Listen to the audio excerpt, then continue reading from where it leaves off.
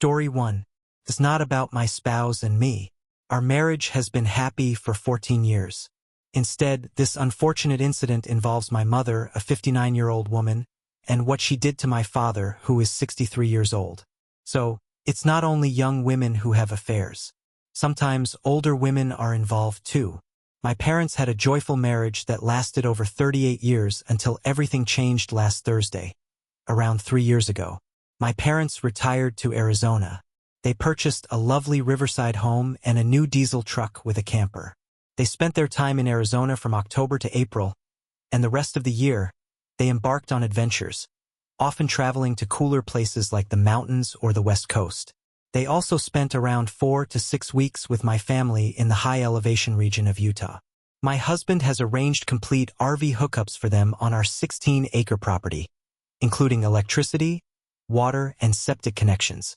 We thoroughly enjoy their company, and our kids love spending time with them too. Likewise, we love visiting their Arizona home.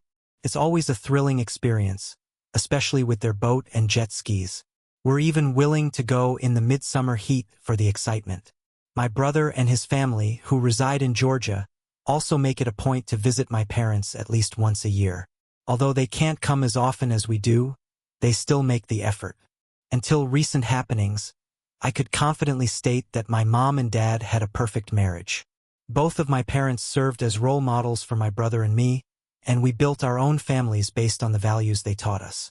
So, to give you a clear picture, our family life was about as ideal as it gets according to American dream standards. Now, let me explain how things took a turn. My parents were residents of a wonderful community in Arizona. Almost everyone there was friendly, except for this one woman. There was something about her that bothered me, but I couldn't quite pinpoint it. She just didn't sit right with me. For the sake of this story, we'll call her Josephine.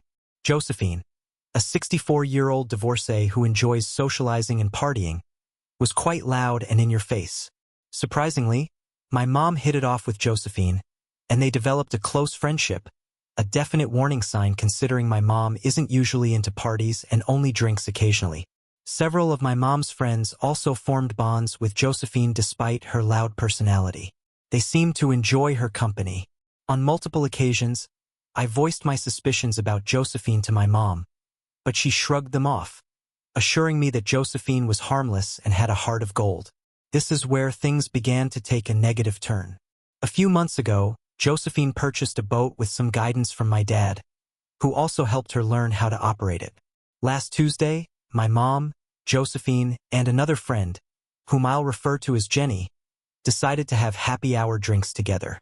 They took Josephine's boat to a local river bar.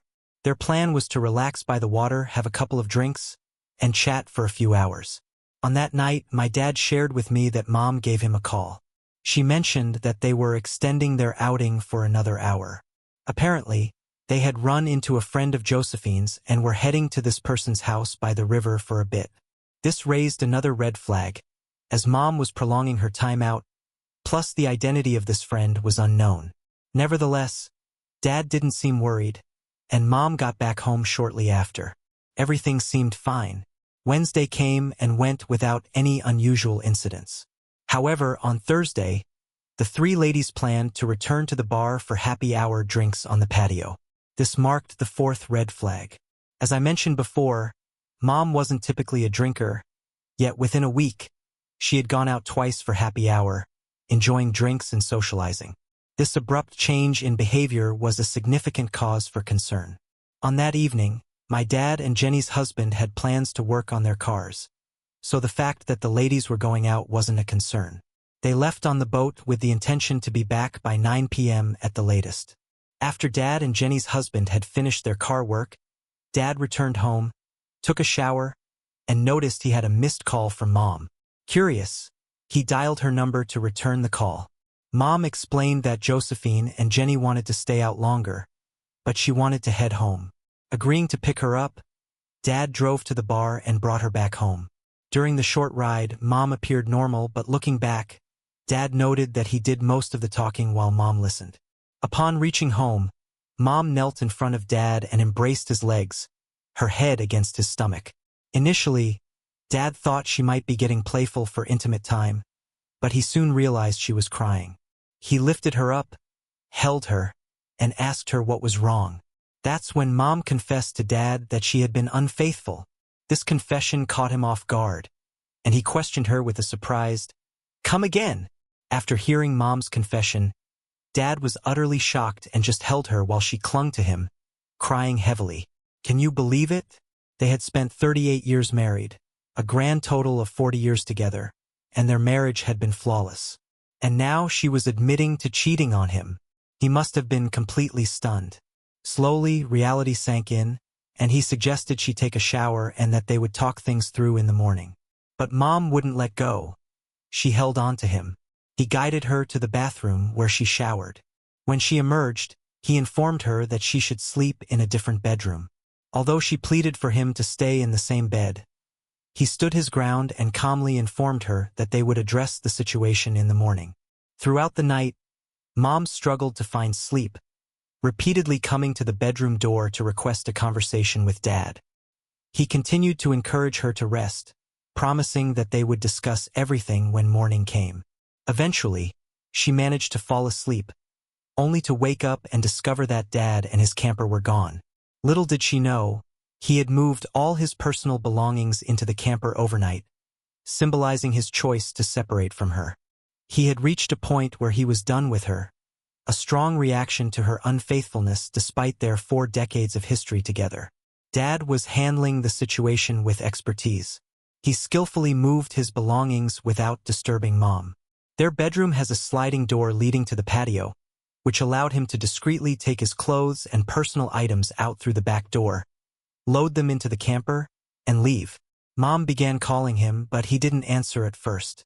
Eventually, he sent her a text message that declared their official separation. At this moment, Mom completely fell apart. She called Dad again, and this time he picked up. He calmly reiterated what he had texted her. He informed Mom that he was filing for divorce, and that until the divorce was finalized, he would be living in the camper. Mom pleaded with him to talk and give her a chance to explain, but he showed no interest. He firmly stated that she would hear from his lawyer before ending the call. Dad mentioned that he had reached out to Jenny's husband. Remember, Jenny was the friend who joined Mom and Josephine for the outing. He informed Jenny's husband about what had transpired with Mom. I'm not exactly sure how, but Jenny's husband discovered her own cheating and locked her out of their house. As a result, Jenny is currently staying with Josephine while they work out their issues. After speaking with Mom, Dad contacted my brother and me to deliver the news. We were taken aback initially, assuming it was a prank. When the reality of the situation sank in, I found myself shedding tears.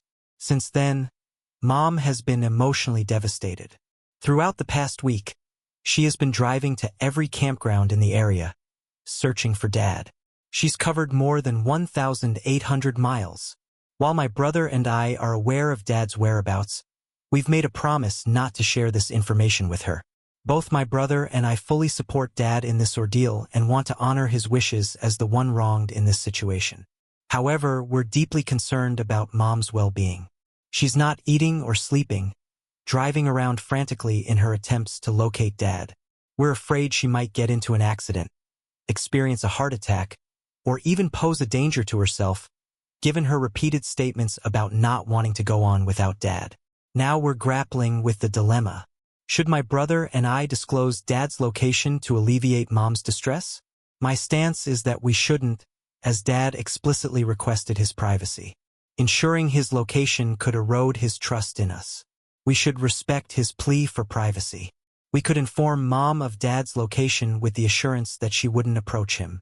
This might offer her some solace, yet there's a risk of harming our rapport with Dad if he discovers it. Our priority is to stand by Dad, who was taken by surprise due to his wife's actions, and to uphold his trust. Our obligation is to honor Dad's wish while extending our support to him. I understand that we should fully back Dad, as Mom's actions led to this situation, and she must now confront the repercussions. Yesterday evening, Mom was in the St. George area searching for Dad. For those unfamiliar, St. George is in southwest Utah. I convinced Mom to drive up to our house and stay with us for a few nights. She agreed and is expected to arrive this afternoon. Over the past 10 days, there has been a significant change in the situation. Mom came to my house looking visibly distressed and mentioned feeling unwell. We had a brief conversation, everyone greeted her, and then we let her rest in one of the bedrooms. However, an hour later, my youngest daughter started screaming for me to come to the bedroom. When I arrived, I found my mom bent over in pain, clutching her lower abdomen and pelvic area. She was immobilized, so my husband carried her to the car, and we rushed her to the emergency room. She was in extreme pain, sweating profusely, and seemed to have a high fever. While at the hospital, the doctor suspected some kind of infection, possibly a urinary tract infection, and ordered tests. They also provided treatment for her severe dehydration. It turned out that Mom had contracted a sexually transmitted disease from the man she had been involved with. Fortunately, it was one that could be cured with antibiotics. The doctor suggested that Mom stay overnight in the hospital until her fever went down and her overall condition improved. However, even after 48 hours, there was no noticeable change. This is when the situation took a turn for the worse. The doctor mentioned the possibility of her having a drug-resistant form of the STD that has been spreading in recent years. So, they put her on a combination of powerful antibiotics. After 5 days, her fever finally broke and her condition became stable. She was discharged from the hospital yesterday. Throughout her hospital stay, Mom repeatedly inquired about Dad. She wanted to know if he had reached out to check on her. I told her the truth, that he hadn't made any calls, not even once, but that I was providing him with daily updates. My family and I visited her multiple times every day to ensure she wasn't alone for extended periods. However, this caused her to become extremely saddened. Now back at our home, Mom appears to be recovering physically. She has been sending numerous texts and making frequent calls to Dad since her arrival. Out of frustration, she expressed, "After being together for 40 years, you'd think he'd at least communicate with me." Hearing this, I was so angry that I lost control and said, "If you hadn't messed around, none of this would have happened. This is all your fault. You've torn our family apart." Although this statement held undeniable truth, I immediately regretted saying it and apologized to her. She broke down and started crying, clinging to me. We talked for more than 2 hours and she finally opened up. It turns out that the man she had been involved with was a 28-year-old construction worker who was working on a project in the area. This guy was pursuing a relationship with a 59-year-old married woman. What a disrespectful person. He, along with 2 friends, had rented a trailer by the river for 6 months instead of staying in a hotel. Now comes the disturbing part. According to Mom, she had only spoken to the guy on Tuesday while Josephine and Jenny were getting involved with the other 2 guys. Yes, you heard that correctly. However, when she met up with him again on Thursday, she found herself so enticed by his advances that she gave in to her desires and became intimate with him. Hearing this disgusted me. It's incredibly unsettling. Something I never could have imagined even in my most outrageous thoughts, that my own mom would engage in such behavior. I continued to push the topic, even though Mom grew increasingly uncomfortable. She clearly didn't want to discuss it any further, but I insisted. I kept asking how she could betray Daddy like that, and all she could manage to say was that she honestly didn't know. She quickly regretted her actions as soon as things started between her and the guy. Reflecting on it and sharing this with you just gives me a really queasy feeling. I'm so thankful she confessed to Dad. Poor Dad. Imagine if she hadn't and ended up passing the STD to my unsuspecting sweet dad. That would have been a truly awful turn of events. A devastating tragedy even. Mom still holds onto the belief that Dad will come back. However, he's resolute in his decision and he's not known for changing his mind. Mom plans to leave on Saturday to resume her search for Dad. She intends to visit all the campsites in the Southwest, unaware of what awaits her. On Friday, there's something I know that she doesn't, but I can't reveal it to her. Listen to this. Dad is actually planning to serve Mom with divorce papers at my house. He wants her to have family around when he does it to ensure she has support. Friday is going to be a really difficult day, a tough one. I feel a bit guilty knowing what's coming, but I owe it to Dad to assist him with this. Also, I need to be there for Mom when she inevitably breaks down. I'll provide an update if anything significant occurs. For now, let's hope for the best. A significant period of time has gone by since my previous update. To be precise, it's been over 13 months. We're now in June of 2022. Mom and Dad are officially divorced, a fact that I still struggle to accept along with everything that has unfolded in their lives since then. Dad couldn't bring himself to forgive Mom for her affair. He's a resilient man, not someone who would easily overlook such a breach of trust. He chose to have no contact with Mom. In fact, the only time he encountered her after leaving in the camper was during the divorce proceedings. While I understand his emotions, I was surprised by how swiftly he cut ties with Mom. Nevertheless, he ensured that the financial division was conducted fairly. Mom was treated more than fairly. He simply wanted to exit the marriage and move on from her. Though it's painful for me to express, I can empathize with his feelings of betrayal and lack of respect. Mom currently resides in a small apartment near us. As mentioned before, she used to own a beautiful house by the river in Arizona, complete with boats, jet skis, and a camper. She and Dad would travel across the country during summers, exploring coastlines and mountains. Yet now she lives in a town close to her daughter in a modest apartment. I can only imagine the remorse she must feel, having sacrificed so much for a fleeting moment of excitement, a fleeting happy hour in exchange for something even more damaging. I'll digress here because I want to underscore this aspect. From Dad's perspective, the divorce was swift and decisive, unlike Mom's experience. Following the divorce, Mom's health quickly declined. She was hospitalized due to bronchitis, dehydration, malnutrition, and severe depression. Her hospital stay lasted 3 days, during which she received treatment and was prescribed medication for her depression and anxiety. The medication seemed to have a positive effect on stabilizing her mental state and at least provided some relief. Sadly, she also received a diagnosis of a potential case of lupus, likely triggered by the stress of the divorce and the loss of my father. The doctor explained that intense stress can compromise the immune system and worsen conditions similar to lupus. Given her struggles with overcoming the STD and bacterial bronchitis, it's evident that her immune system is in a weakened condition. The doctor provided Mom with specific advice on how to boost her immune system and manage her stress. She needs to actively focus on reducing stress and maintaining control over her stress levels. Over the past 6 months, there has been improvement, but she's not the same strong and composed woman she used to be. Mom used to exude strength and confidence, but now she appears fragile, shattered, and devoid of her former energy. A few months back, I managed to secure a job for her at a craft superstore where my friend works as a manager. She's been performing exceptionally well and has received praise as an outstanding employee. Hopefully, this job will help her find a sense of purpose. However, the reality remains somber. She has lost the luxury she once enjoyed, is taking prescription medication, and stress is actively taking a toll on her while she fights to control her emotions.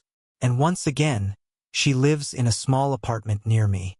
At 59, she's returned to working in retail. Her life has undergone profound changes, to say the least, but let's shift the focus from my mom. Regarding Dad, he's certainly making the most of his time. He appears to be relishing his newfound freedom as a wanderer, traveling wherever he desires in his camper. He has a deep fondness for the outdoors and exploring new places. In the last half-year, he's begun dating a woman, and it seems their relationship is becoming more serious. Yet I advise him to be cautious due to his recent divorce from a 40-year marriage with Mom. I've met her multiple times, and she's very pleasant and treats my dad with kindness. I don't want to sound negative, but I'm unsure how to express it without it sounding ironic. The thing is, she's significantly younger. They bond over their shared interest in travel, as she's a YouTube vlogger who explores different places. Over the past 4 months, Dad and she have been traveling all around the country, camping, and enjoying each other's company. While she hasn't featured Dad on her YouTube channel, she has mentioned him in several of her videos. It's clear they have a strong connection, and Dad personally told me that he's happier now than ever. Despite his happiness, he's made it clear to my brother and me that he has no intentions of marrying again. Interestingly, his girlfriend feels the same way. She had a previous marriage that didn't work out, and she's not keen on going through that again. Since they both love nature and outdoor activities, they seem like a perfect match. I think I've included all the details. Best regards, a caring and optimistic daughter. Story 2. I'm a 40-year-old guy, and my wife Miley is 38. We got married 5 years ago, but our love story started at my friend Noelle's wedding. I was a groomsman, and Miley was one of the bridesmaids on that special day. During the ceremony, Miley's confident presence caught my eye as she elegantly wore a beautiful green maxi dress. I was so captivated by her that I ended up clumsily spilling cocktails on myself while looking at her. This comical mishap made Miley notice me, and we both burst into laughter. While laughing, she kindly offered to help me clean up the mess on my shirt. It was clear that I was attracted to her, even though my shyness held me back from making a move. But Miley, with her easygoing personality and stunning looks, took the initiative and started talking to me. Her charm and beauty were irresistible. Even though I used to doubt love at first sight, meeting Miley erased all my skepticism. The moment our eyes met, I just knew she was the one for me. As our relationship blossomed after Noelle's wedding, Miley then invited me to meet her parents. During that time, our commitment grew deeper, and we realized we wanted to spend our lives together. However, our journey hit a bump when Miley's dad expressed his concerns about our relationship. He strongly wanted his daughter to marry a wealthy businessman, which posed a challenge for our relationship. When I visited their home, I was surprised when Miley's father had the nerve to belittle me, calling me an average guy. He even insulted my financial situation, showing disapproval of his daughter marrying someone he considered to have a low income. It was painful as he compared my earnings to Miley's beauty, like she was a Hollywood actress. Even though I worked as a brand manager at a respected marketing agency and earned a decent income, his shallow comments angered me. I stood my ground, expressing my disappointment and reminding him that true value goes beyond money. Despite his self-centered behavior, Miley handled the situation well, showing her loyalty by supporting me and confronting her father. She chose to leave her parents' home and start a new chapter with me just a week later. We had a small ceremony to celebrate our marriage and exchanged vows, which made us very happy. Having such an understanding and supportive partner like my wife brought me immense joy, especially since Miley intentionally invited only her mother, excluding her father from the guest list. Our first year of marriage was filled with happiness and satisfaction. However, as time went on, I started noticing certain behaviors in Miley that resembled those of her father. Growing up, her parents had given her a lot of love, which led to her feeling entitled. She often demanded to be treated like royalty and expected me to follow her wishes without question. Any disagreement I had was dismissed as just an argument, and she expected me to obey her without hesitation. While shopping for furniture for our home, I realized that Miley didn't value my opinions. She consistently ignored my suggestions. When I mentioned that I preferred white sofas over green ones, she blew it out of proportion and got upset. Her tendency to get angry and throw fits over small things became clear once I accidentally bought chocolate ice cream instead of her favorite blueberry flavor, and she burst into tears. It was clear she wasn't used to hearing the word no. Without a job or career, she spent most of her time hanging out with friends and shopping. I realized that Miley had inherited her father's traits, but I wasn't willing to give in or blindly follow her demands. I told her that as a married couple, I had the right to express my opinions, and I expected her to act maturely if we wanted to have a successful marriage. I communicated that lacking mutual understanding and respect would make our marriage unworkable. Miley was surprised by my statement as she had never heard the word no before. Overwhelmed with emotions, she cried and sincerely promised to change her ways. Even though it was unfamiliar territory for her, she was committed to trying earnestly due to her deep love for me. Acknowledging her father's influence on her spoiled behavior, I chose to give her a chance for personal growth. Driven by my love for her, Miley began taking gradual steps to show her commitment to patience and kindness toward me. She got a part-time job and enrolled in a course to contribute to our lives responsibly rather than solely socializing with friends. She made an effort to join me when we met our mutual friends Noah and his wife Emily. While Emily had been Miley's friend since childhood, she contrasted significantly in personality and demeanor. Emily presented herself as composed, mature, and intelligent, creating a sharp distinction from Miley's previous behavior. As Noah was my closest friend, we frequently collaborated on various business ideas. This led to us visiting each other's homes often. With our strong dedication and hard work, Noah and I successfully launched our product, resulting in significant financial gains. We went from living in cramped apartments to roomy, cozy houses, making a big improvement in our living situation. When my father-in-law heard about my achievements, he started seeing me in a better light and began casually calling me. At first, I was hesitant to interact with him, but after Emily and Noah encouraged me to forgive the past and move forward, I chose to pick up his calls. Over time, I grew more comfortable with the idea and invited my in-laws to our new home. When my father-in-law accepted the invitation and saw our luxurious house, he was surprised by how well things were going for me, as he never expected my success. His mistreatment and bad behavior actually motivated me to work hard for success. However, he kept pushing both Miley and me to have kids despite our own feelings and choices. Ironically, the same person who initially didn't want us to be together now suddenly wanted us to have children. Realizing he was intruding in our lives, I kept a reasonable distance from him. However, just last Christmas, Miley's parents strongly suggested that we throw a big dinner at our house and include a wide range of guests. In response, I invited Noah's family, my own parents, and my brothers, creating a sense of togetherness and celebration. Miley's parents also wanted me to invite their friends and relatives to the Christmas dinner, as they hadn't been present at our wedding. It became clear that they weren't only interested in introducing me to their acquaintances but also in showing off their connections in our fancy house and wealth. Despite what they wanted, I chose to keep the guest list smaller for a more intimate gathering. However, Miley did invite a few of her parents' friends and relatives to the Christmas dinner party. My parents and Noah's family came dressed nicely and appropriately for the occasion. I was surprised, though, when Miley's family arrived in very formal and extravagant outfits that seemed more suited for a wedding than a casual get-together. To my astonishment, some of my in-laws' friends and relatives acted as if they were in their own home, dancing and using our space without any restraint. Miley wore a short black dress, and the lively atmosphere turned our house into a bustling party that felt more like a bar than a traditional Christmas dinner. This strong difference from our usual calm and simple family gatherings made me feel uncomfortable. Seeing how things were going, my parents, who preferred a quieter atmosphere, chose to leave early. They could tell that the gathering was turning into something more like a disco than a traditional Christmas celebration.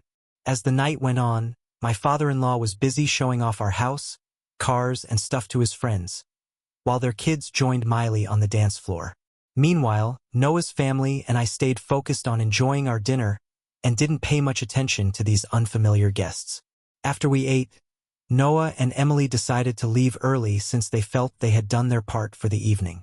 Feeling really unhappy with how the party was going, I talked to Miley about how frustrated I was and said we needed to wrap it up.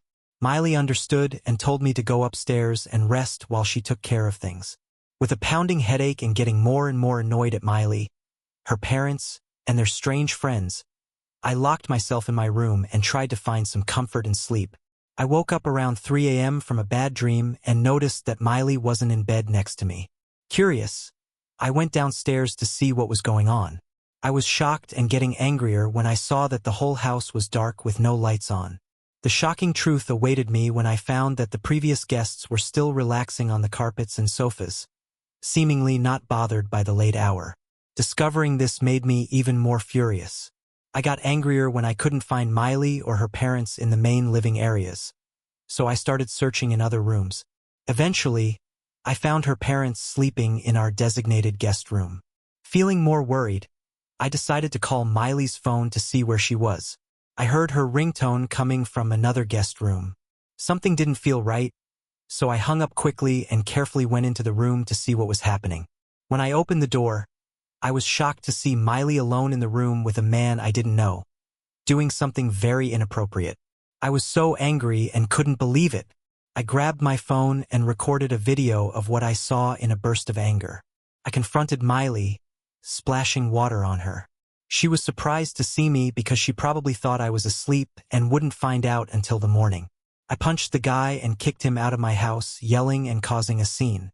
When Miley's parents and the other guests woke up from the commotion, Miley's father explained that there was a misunderstanding and the guy was a friend's son. When Miley cried and begged me for another chance, I told him to be quiet, and I slapped her.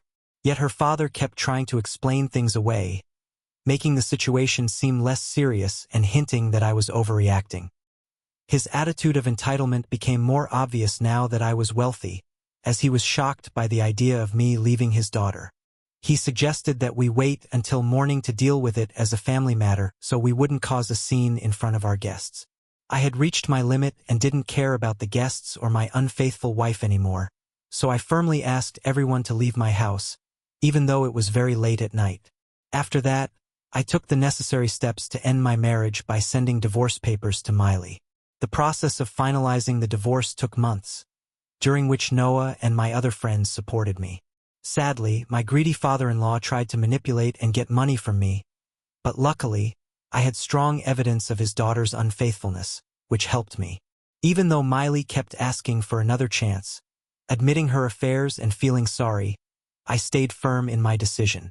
She tried to blame her father and thought I would forgive her easily, but I knew she needed to take responsibility for her actions in order to truly grow.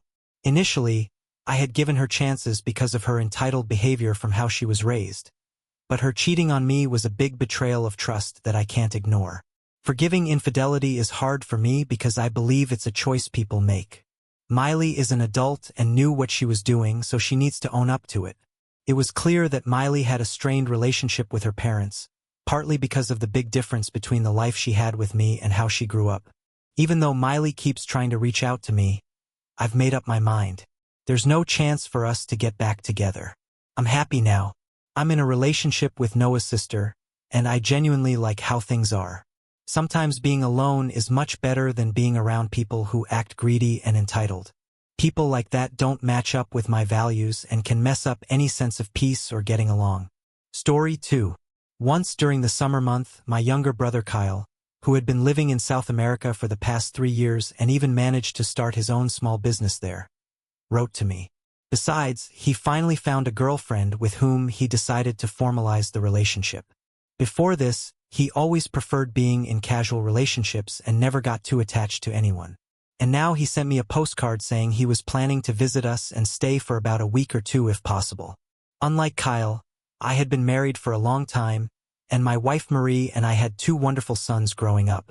The elder, Michael, was already 15, and the younger, Sammy, was 12, but they had almost identical tastes and preferences and always managed to get along, although sometimes they teased each other like children. Marie was sometimes surprised because among her peers, families with boys often led to frequent fights or arguments. But it was a bit different for us. I always tried my best in raising them because both our parents had taught us, my brother and me, to live peacefully and avoid unnecessary conflicts. I informed the whole family about Kyle's visit during dinner, and everyone was genuinely happy that he would come to visit us. But the only inconvenience for my sons during this period was that they would have to share a room. The younger one took this rule less painfully, but Michael was a bit upset. I understood him since he was at an age where he wanted more personal space. However, after dinner I talked to him, and as usual my words had an effect, and he promised to endure until the guests left. The day Kyle's plane was supposed to land, I went to the airport to meet him. I'd gotten there a little early, and while I waited, I was mostly looking at the people walking by, and for some reason, it seemed to me for a moment that something was wrong, as if the world around me had changed somehow. The waiting time passed quickly, and soon I could hear and see Kyle waving at me. I hurried over to him with a hug because I'd missed him so much in 3 years. And when I got to him, I noticed that he hadn't flown in alone. There was a young Latin American woman next to him, very beautiful. Kyle barely had time to greet me before he started introducing me to his companion. She was his wife, whom I had seen in photos he sent me before, but today I saw her for the first time in person. Earlier, somehow there was no time to fly to them or them to us, And even at their wedding I did not have a chance to visit, as they just quietly signed, marking the event only in a very small circle. But it didn't matter to me. I was just glad that my brother was happy and could finally come to visit us. We headed straight to my house, where Marie had already set up a festive table and was getting ready to welcome the guests along with the children. Kyle didn't come empty-handed. First of all, he brought excellent alcohol to the table, made where he now lived. "Give it a try," he said. "You'll love it instantly, and you'll never want to drink anything else. Oh, Sammy, how you've grown." He lifted the little one, but soon put him back down as the child weighed much more than when Kyle last saw him. He tousled Michael's hair and expressed how happy he was to see him. The brother and his wife also brought some gifts for the children, which they immediately started examining, and we decided not to force the kids to sit at the table with the adults. After sending the children to their room with new toys and dessert, we chatted for about 2 hours, sipping the alcohol my brother brought. I realized it was more of a homemade spirit, quite strong indeed. After a while, our conversation became very relaxed, and I'd even say we all got too comfortable with Kyle acting very uninhibitedly and not holding back in complimenting my wife. Yet Ruth, his wife, seemed oblivious to it all. Sometimes my brother's behavior bothered me, but I attributed it to the alcohol's effect and didn't reproach him in any way. Kyle and Ruth went out, while Marie headed to the kitchen. Meanwhile, I decided to browse the news feed on my phone and didn't notice when I blacked out. I didn't dream of anything specific, just some random thoughts that occasionally flickered, but it felt like they were all happening in reality. Then I opened my eyes. I saw the ceiling above me and my temples throbbed with a pulsating ache. Recalling the earlier events, I realized that the alcohol was indeed stronger than I had assumed, and those last few drinks were probably unnecessary. Nonetheless, I decided to go to the bedroom and continue resting there as the couch wasn't particularly comfortable. It was 2:30 according to the clock. I looked around and found no one. The light was dim, and the house was quiet. It seemed like everyone had dispersed to their rooms and fallen into a deep sleep. I reached the room quite swiftly, albeit occasionally stumbling over furniture in the darkness. Upon entering, I saw Marie already lying in bed, turned away from me, almost entirely covered by the blanket. I didn't want to wake her, so I quietly lay down beside her. Then, I heard a faint moan from her, uttered in her sleep. Instinctively, I placed my hand on her waist and lightly ran it along her side to help her feel safe. I always did this when she had a bad dream, and these movements usually eased her sleep. But this time, I felt Marie beginning to wake up. "Sorry, dear. I didn't mean to wake you," I murmured to her. She, without rushing, turned to face me and said, "What?" It seemed to me that I heard a voice that wasn't my wife's, and again I thought it might be due to the alcohol. Still, I wanted to be sure, so I turned my head toward her. By then, she had also started turning toward me, and when the blanket slipped from her head, I saw that the person in the bed next to me wasn't Marie at all. "Damn!" I exclaimed, jumping off the bed. Then I felt for the switch on the nightstand and turned on the night lamp. "What are you doing here?" In my bed lay Ruth, wearing just a thin shirt, and she seemed rather comfortable. But upon seeing me, she didn't react in surprise like I did. Instead, she remained completely calm. "Brian, what's wrong?" she asked. "What's wrong? What are you doing here? Where's my wife? And why aren't you with my brother?" I looked around as if my brother and wife were supposed to be somewhere around here. "What the heck is happening?" "Oh, calm down. They're probably sleeping somewhere too. We all drank quite a bit. Just lie down and sleep. We'll figure it out in the morning." "What do you mean, figure it out in the morning?" I couldn't understand her logic and began getting ready to search for Marie. She must have been somewhere in the house for sure. I left the bedroom and started scanning the hallway walls. My thoughts were still a bit fuzzy, and I felt the heaviness of a hangover. But I couldn't just leave things as they were and proceeded, listening intently for any sound. Ruth called out to me again, asking me not to worry, but I ignored her and headed towards the room assigned to Kyle. Initially, I didn't immediately think my wife would be there. I just wanted my brother to take his wife with him. When I entered, I saw Marie lying on the bed. My brother was nowhere to be found. I hadn't even considered where he might be. "Marie, wake up," I approached her and gently shook her shoulder. She mumbled something in her sleep at first, then opened her eyes. But upon seeing me, she reacted with mild shock, as if she expected to see someone else entirely. "Brian?" she asked in a drowsy voice, rubbing her eyes. "Marie, what are you doing here? What happened at all?" I woke up in the living room and in the house. "Oh, don't worry." She sat up and looked around. "We probably had too much to drink. Did you check on the kids? Are they asleep?" At that moment, I somehow wasn't up for it. I knew they were smart guys and wouldn't engage in any nonsense. But what bothered me more was the chaos that had occurred among the four of us and where Kyle had disappeared to.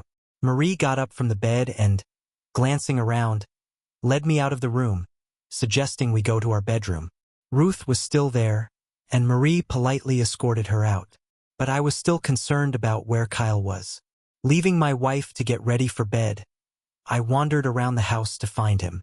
On my way, I peeked into the boys' room. They were already fast asleep, so I continued. No matter how much I roamed the house, I couldn't find Kyle. I even bumped into Ruth again, who had gone to the kitchen for some water. When she mentioned he might have gone outside to smoke, I realized I could use some fresh air too and headed outside. The night was moonless, and the porch was only lit by a couple of streetlights hanging under the roof. I noticed my brother in the farthest corner. He leaned against the railings, deep in thought. It seemed he didn't even notice me approach until I called out to him. "Oh, you also decided to smoke?" he asked me, offering me a pack of his cigarettes. "No, just came out. Tell me, how did it happen that your wife ended up in my room? You two were together the whole time. Oh man, you really had a lot to drink last night. You don't remember anything?"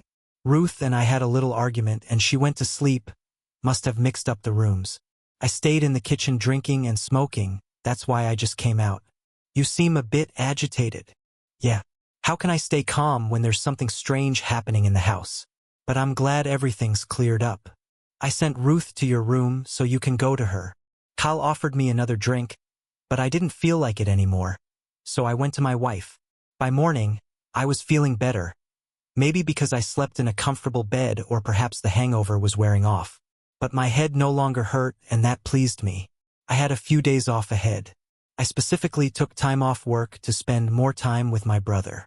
However, Marie couldn't leave her project in someone else's hands. When I went down to the kitchen, my wife had already prepared breakfast for everyone and was about to leave. "Darling, maybe stay home today?" I was a little worried about her condition, remembering how bad I felt last night.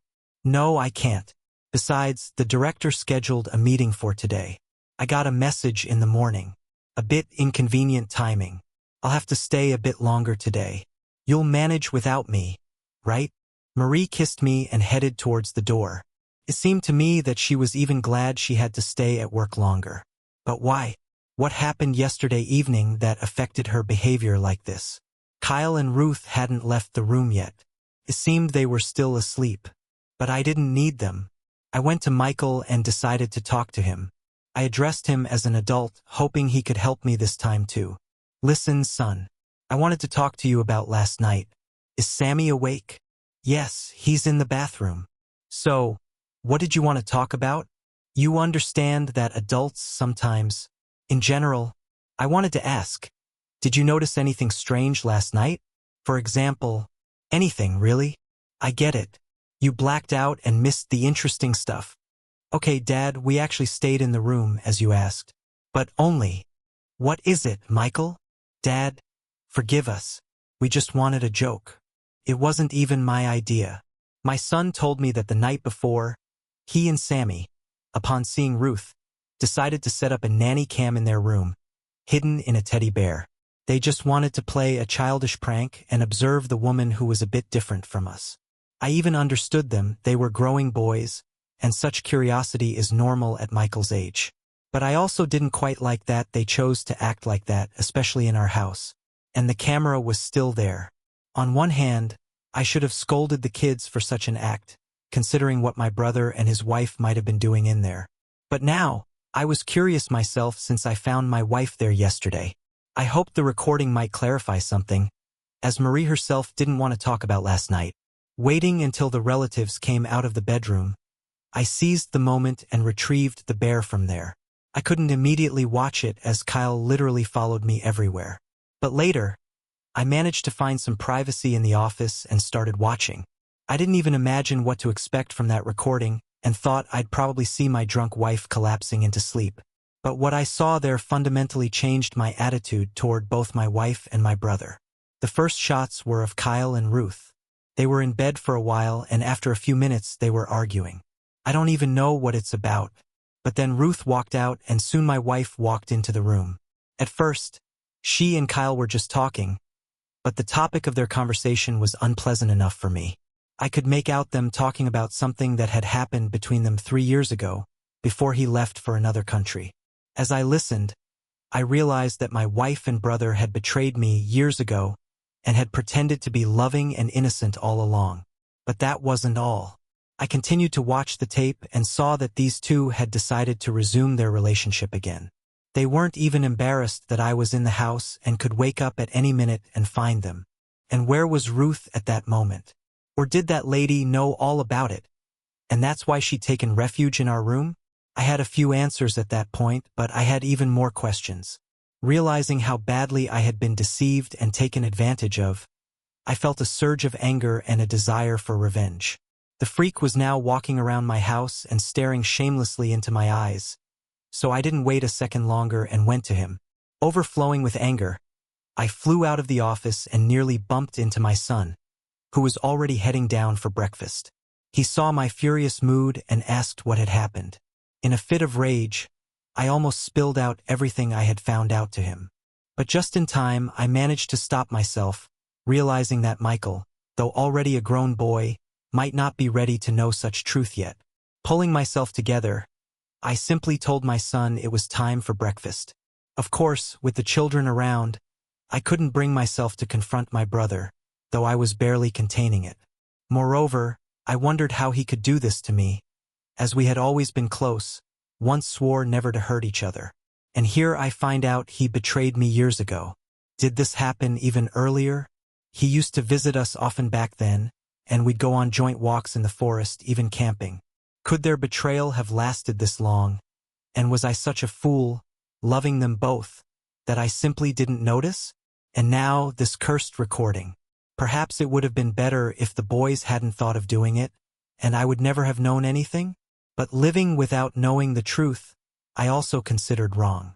Taking the flash drive from the camera, I returned to the kitchen where relatives were still having breakfast and suggested to my brother that we go for a ride. He was slightly surprised because until then we had planned to stay home, watch the game with a beer, or share stories of what had happened to us over the years. But I insisted on my proposal, and it seemed like they all noticed my grim mood, but I didn't care what they thought. I just wanted to take my brother away from the kids and have a man-to-man talk. Kyle kept asking where we were going, but I didn't answer him, just saying it would be a surprise. Although maybe my brother suspected that I already knew everything, at some point it seemed that way to me. But then he continued his chatter and even suggested a few places we could visit. We stopped outside the city. I got out of the car, still unable to believe this was happening to me. Kyle followed me. But there's nothing here. What did you want to show me? He asked innocently. Show? You've already shown me. How could you? You were my brother. What are you talking about, bro? Kyle still pretended innocence. What? Are you still asking? I know everything, Kyle. About you and Marie. Oh, well, since you put it that way. Now Kyle changed his expression, and instead of apologies, which I at least expected from him, he just looked at me slyly and even chuckled. That infuriated me even more. I was angry before, but I hoped I could still control myself, and if my brother sincerely repented, I would have tried to forgive him. But apparently he hadn't been my brother for a long time. I pushed aside all the other feelings I once had for him and now saw only an enemy and a traitor before me. I lunged at him with my fists, wanting to vent all my anger on him. But Kyle wasn't weak either and began defending himself. We both received a lot of blows from each other. Not saying a word, our glances said it all. For several minutes we fought and struggled, and those moments felt so long to me, as if an hour had passed already. Maybe it was because it was a fight with my brother, or maybe I was just sad because my wife's lover turned out to be my brother. With this thought, I delivered a decisive blow to his jaw, so strong that he simply blacked out. I felt so exhausted myself that I just sat down on the ground and leaned against the car. I just wanted to forget everything, but I couldn't. After sitting like that for a few minutes, I returned to the car. Kyle was still unconscious. I didn't bother to bring him to his senses. I just left him there and drove back home. Though I didn't particularly want to go home either. There were unfinished matters there. Arriving home, I gave the boys some pocket money and asked them to walk around for a few hours.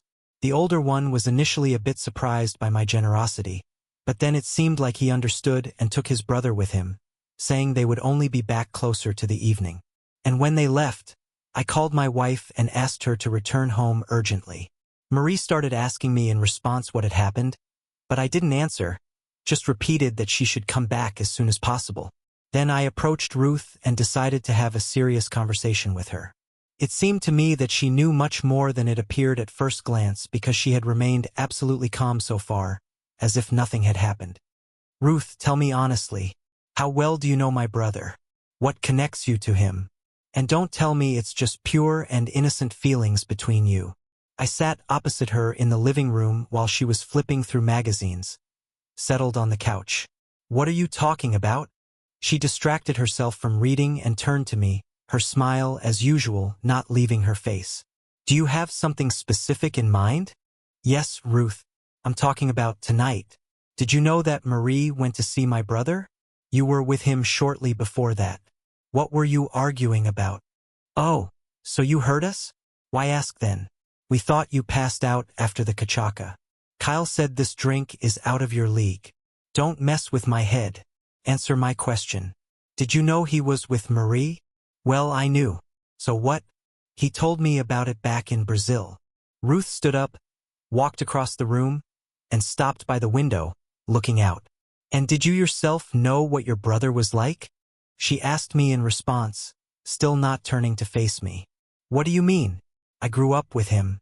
How could I not know him? Oh, of course. Blind faith in brothers. He wouldn't have confessed to you about Marie or what he was really doing in Brazil. You didn't know that he had gotten involved with drugs, thinking he could run that business. But it didn't work out for him. They caught him within the first few months and he got jailed. He spent 2.5 years pacing the cell there. What? I couldn't believe what I was hearing, although, considering recent events, I no longer knew what to believe. You're lying. He would have told me. Well, yes. Ruth turned to face me. Just like he told you about his relationship with Marie. We met before he got out. During that time, he managed to learn a few things and decided to try his luck again. And things went quite well for him afterward. But he still made enemies and now owes some dangerous people. Very dangerous people. What does that have to do with this? What about my wife? Nothing at all.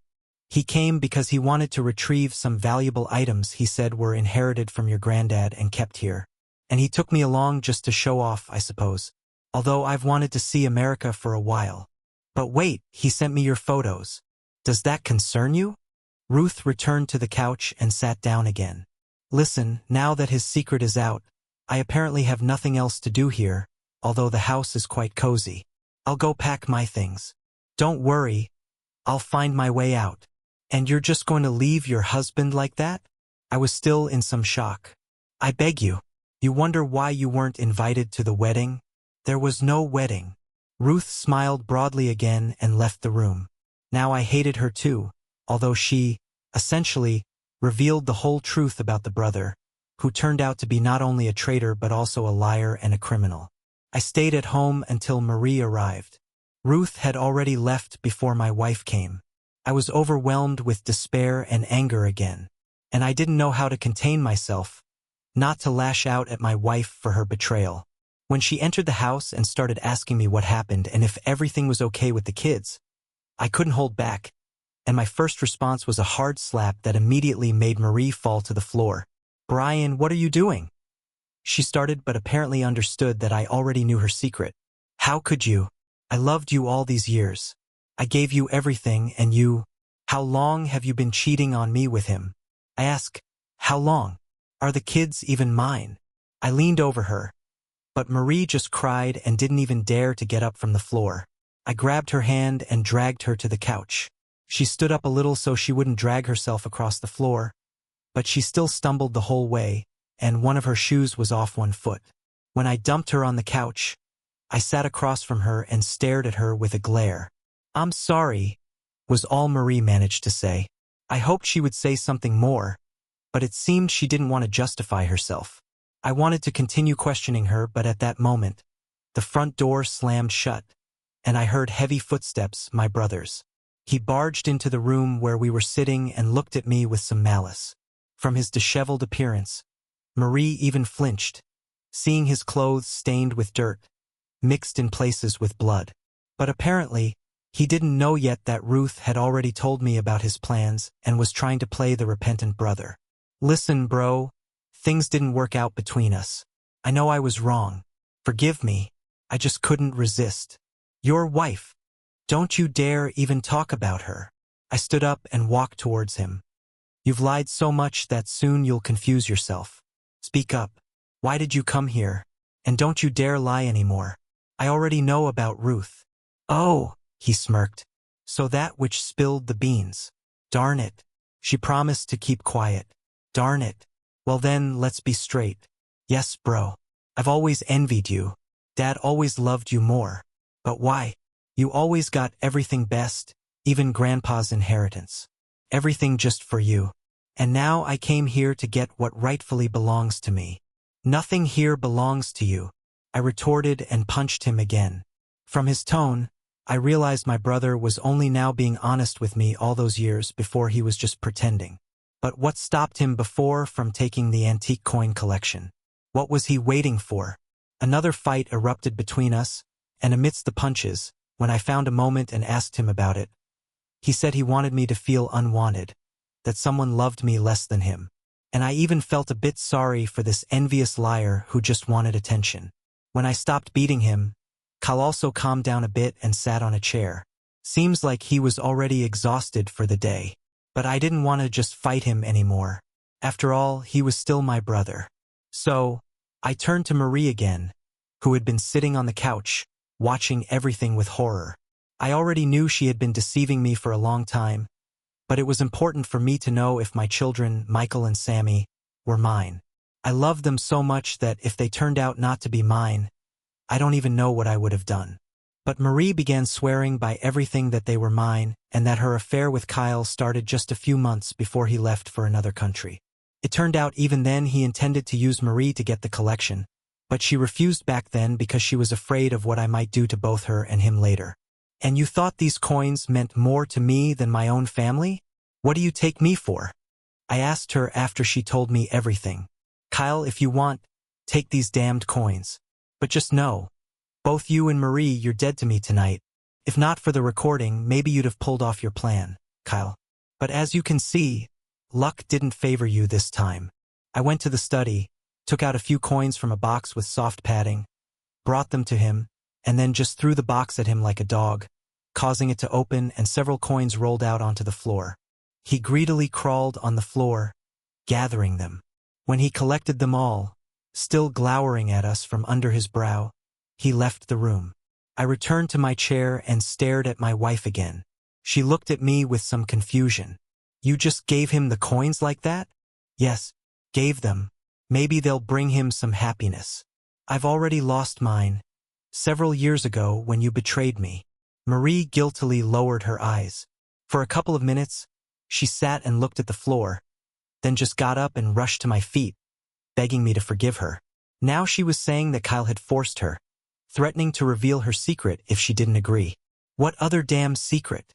I asked indifferently, as I had already learned enough today and couldn't imagine what else could shock me.